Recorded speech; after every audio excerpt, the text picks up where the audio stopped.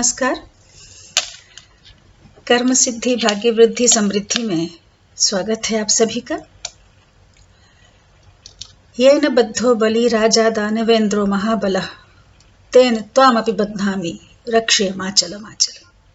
जी हाँ, जिस रक्षा सूत्र को महान शक्तिशाली राजा इंद्र को बांधा गया था और जिससे उन्हें बल प्राप्त होकर वे युद्ध में विजयी हुए थे, उसी रक्षा सूत्र को हम तुम्हें बांधते हैं। तुम अपने संकल्पों में अडिग रहो और अपने पद से कभी विचलित ना होने पाओ। आज 20 अगस्त है और परसों यानी 22 अगस्त को भाई बहन के पवित्र स्नेह के प्रतीक रक्षाबंधन का पावन पर्व है। तो सर्वप्रथम रक्षाबंधन की सभी को अनेकशः हार्दिक शुभकामनाएं। जनेन विधिना यस्तु रक्षाबंधनम आचरेत स सर्व दोष रहित सुखी संवत्सरे भवेत। अर्थात विधि पूर्वक रक्षा सूत्र जिसे बांधा जाता है वो समस्त प्रकार के विकारों और कष्टों से दूर रहता हुआ जीवन पर्यंत सुख का भागी होता है।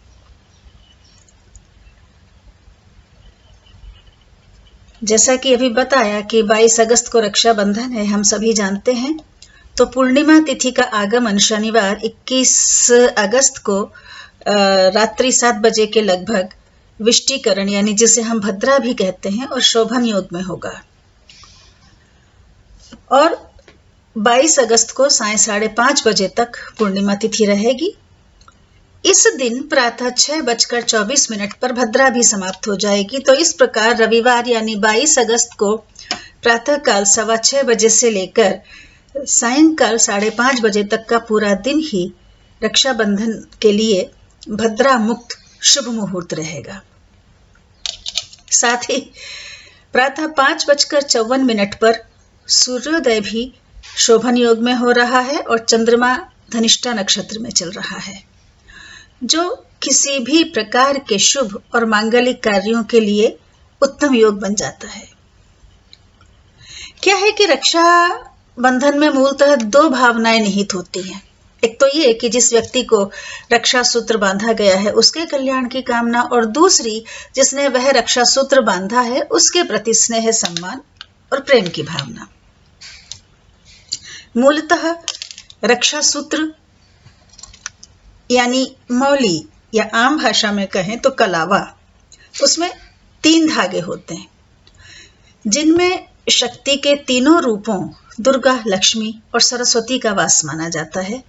इस प्रकार रक्षाबंधन वास्तव में स्नेह, शांति, ज्ञान, विज्ञान और रक्षा का बंधन है।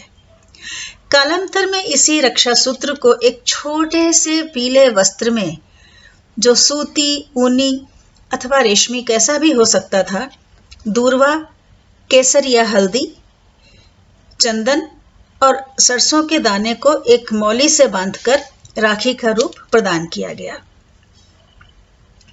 राखी में बंधी हुई इन समस्त वस्तुओं का महत्व भी है, जिसकी व्याख्या हम इस प्रकार कर सकते हैं कि सबसे पहले दूर्वा, जिसका अर्थ है कि जिस प्रकार दूर्वा का एक अंकुर जमीन में लगाने पर वह सहस्रों की संख्या में फैल जाता है, उसी प्रकार जिस व्यक्ति को भी रक्षा सूत्र बांधा जा रहा है उसके जीवन में सुखों और सद्गुणों का विकास होता रहे।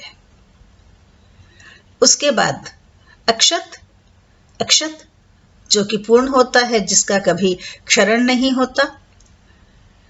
अक्षत की ही भांति वह व्यक्ति भी जीवन में पूर्ण रहे और सफलता प्राप्त करता रहे। केसर अथवा हल्दी को आध्यात्मिक तेज, भक्ति, ज्ञान और सौभाग्य का प्रतीक माना जाता है। चंदन का गुण है शीतलता प्रदान करना और सदा सुगंधि प्रसारित करते रहना, ताकि किसी भी प्रकार के तनावों से बचा जा सके और व्यक्ति के गुणों की सुगंधि दूर दूर तक प्रसारित हो। सरसों तीक्ष्ण होती है, अर्थात मनुष्य दुर्गुणों को दूर करने की प्रक्रिया में और शत्रुओं को परास्त करने की दिशा में तीक्ष्ण बना रहे। कहने का अभिप्राय यही है कि समस्त के कल्याण की भावना इस सूत्र में निहित है। यहाँ ध्यान देने योग्य एक बात यह भी है कि सूत्र का अर्थ धागा भी हो सकता है और सूत्र का अर्थ कोई सिद्धांत अथवा मंत्र भी हो सकता है। हमारे विचार से पुराणों में जिस रक्षा सूत्र को बांधने की बात कही गई है उसका अर्थ धागे से ना होकर किसी मंत्र अथवा किसी ऐसे सूत्र से भी हो सकता है जिसके विषय में केवल बांधने वाले और बंधवाने वाले को ही पता हो, और कालांतर में इसी मंत्र के प्रतीक स्वरूप धागे का उपयोग किया जाने लगा होगा। बहरहाल ये हमारी अपनी मान्यता है। बहुत सारे पौराणिक संदर्भ और ऐतिहासिक आख्यान उपलब्ध हैं। अनेकों विचारधाराएं विद्यमान हैं इस पर्व के लेकर के। जैसे भारत में जिस समय गुरुकुल प्रणाली थी और शिष्य गुरु के आश्रम में रहकर विद्या अध्ययन करते थे, उस समय अध्ययन के संपन्न हो जाने पर शिष्य गुरु से आशीर्वाद लेने के लिए उनके हाथ पर रक्षा सूत्र बांधते थे, इस आशय से कि उन्हें गुरु से जो ज्ञान प्राप्त हुआ है सामाजिक जीवन में वे उस ज्ञान का सदुपयोग कर सकें, ताकि गुरुओं का मस्तक गर्व से ऊंचा रहे। आज भी धार्मिक अनुष्ठानों में इस परंपरा का निर्वाह किया जाता है। इसके अतिरिक्त पुत्री भी पिता को राखी बांध सकती है। पिता का आशीर्वाद प्राप्त करने के लिए वृक्षों को राखी बांधी जाती है। 1947 के भारतीय स्वतंत्रता संग्राम में तो जन जागरण के लिए राखी को माध्यम बनाया गया था। तो इस प्रकार से देखा जाए तो ये जो राखी है ये पारस्परिक भाईचारे और एकता का प्रतीक है। और एक बात और, इस दिन यजुर्वेदी द्विजों का उपाकर्म भी होता है।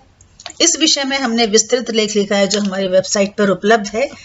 बहरहाल भाई बहन के बाल सुलभ प्रेम के साथ ही स्नेह और सौहार्द के पर्व रक्षाबंधन की सभी को अनेक शुभकामनाएं, इस आशा और विश्वास के साथ कि हम सभी परस्पर प्रेम और सौहार्द के साथ रहते हुए प्रकृति के कण कण के प्रति भी प्रेम की भावना बनाकर रखेंगे। नमस्कार।